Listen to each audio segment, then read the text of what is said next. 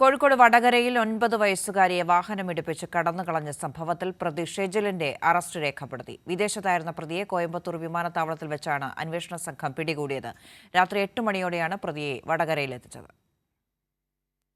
കോഴിക്കോട് വടകരയിൽ 9 വയസ്സുകാരിയെ വാഹനമിടിച്ച് കടന്നുകളഞ്ഞ സംഭവത്തിൽ പ്രതി ഷെജിലിന്റെ അറസ്റ്റ് രേഖപ്പെടുത്തി. രാത്രി 8 മണിയോടെയാണ് പ്രതിയെ വടകരയിൽ എത്തിച്ചത്.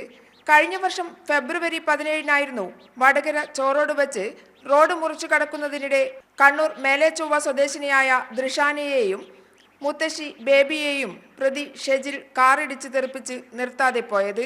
അപകടത്തിൽ മുത്തശ്ശി ബേബി മരിക്കുകയും 9 വയസ്സുകാരിയായ ദൃഷാന കോമയിലാവുകയുമായിരുന്നു. ചോറോഡിലെ ബന്ധുവീട്ടിൽ പോകുമ്പോഴായിരുന്നു അപകടം സംഭവിച്ചത്. 10 മാസത്തിന് ശേഷമാണ് പ്രത്യേക പോലീസ് അന്വേഷണ സംഘം പ്രതിയെ തിരിച്ചറിഞ്ഞത്. നഷ്ടപരിഹാരത്തിനായി പ്രതി ഇൻഷുറൻസ് കമ്പനിയെ സമീപിച്ചതാണ് അന്വേഷണത്തിൽ നിർണായകമായത്. കോഴിക്കോട് ജില്ലാ ക്രൈംബ്രാഞ്ച് ഡിവൈഎസ്പി വി ബെന്നിയുടെ നേതൃത്വത്തിലുള്ള അന്വേഷണ സംഘമാണ് പ്രതിയെ പിടികൂടിയത്. കുറ്റപത്രം ഉടൻ സമർപ്പിക്കുമെന്ന് ക്രൈംബ്രാഞ്ച് ഡിവൈഎസ്പി വി ബെന്നി പറഞ്ഞു. കഴിഞ്ഞ 2 മാസം മുമ്പാണ് പ്രതി ആരാണെന്നുള്ളത് നമുക്ക് മനസ്സിലായതിന്. അതിനുശേഷം പ്രതി നാട്ടിലെത്തിക്കാനുള്ള നടപടിക്രമങ്ങൾ നടത്തിയിരുന്നു.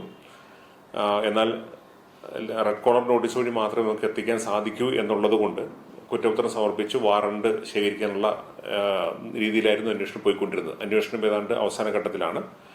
2 ദിവസം കൊണ്ട് ചാർജ് കൊടുക്കാൻ സാധിക്കും എന്ന ഘട്ടത്തിലാണ് പ്രതി ഇപ്പോൾ വന്നിരിക്കുന്നത്. പ്രതിയെ നാളെ വടകര കോടതിയിൽ ഹാജരാക്കും. ഇൻഷുറൻസ് പണം തട്ടാൻ കൃത്രിമത്വം കാണിച്ചതിന് പ്രതിക്കെതിരെ ഒരു കേസ് കൂടിയുണ്ട്. ഇതിലും ഷെജിലിന്റെ അറസ്റ്റ് രേഖപ്പെടുത്തും.